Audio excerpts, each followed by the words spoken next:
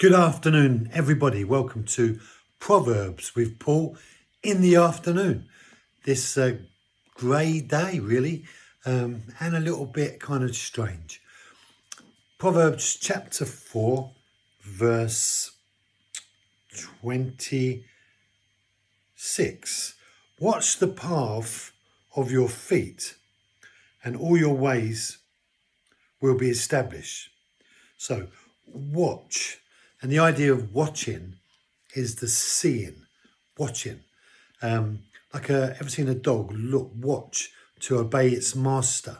It sits there in anticipation of instruction. You know, these sheepdogs, they look and they're watching. And Solomon says, watch the pathway of your feet. Watch the pathway of your feet. And it doesn't say, watch your feet.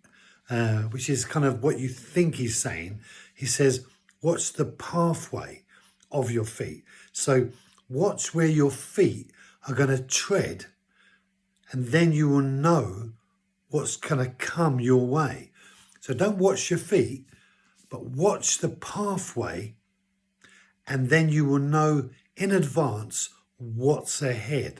Watch the pathway of your feet, and your ways will be established.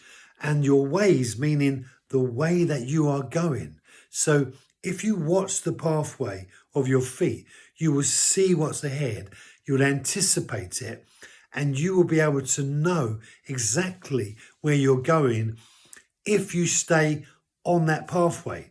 So if you watch the pathway and you see that that pathway is heading towards a disaster, then the wise person takes counsel with himself, and they say to themselves, ahead of me is trouble. I need to change, as it were, my vision focus from there to somewhere else. I need to set my gaze upon another pathway that's going to lead me away from what I can see by way of a disaster ahead of me. And those who know that there's a disaster ahead of them and yet continue to travel along that path, they are foolish. So if you make decisions that are going to lead you, as it were, into a way that is not going to be helpful to you, then you are acting as a foolish person.